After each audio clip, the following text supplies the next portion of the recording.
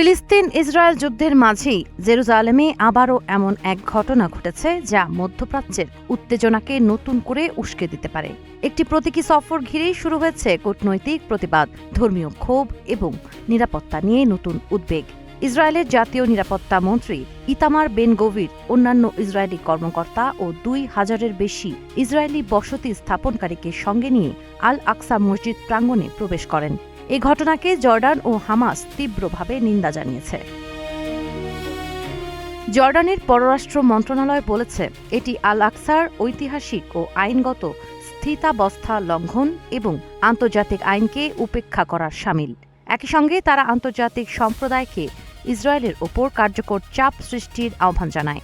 Hamas এ ঘটনাকে প্রকাশ্য আগ্রাসন আখ্যা দিয়ে সতর্ক করেছে, পবিত্র স্থান অবমাননার জবাব দেওয়া হবে।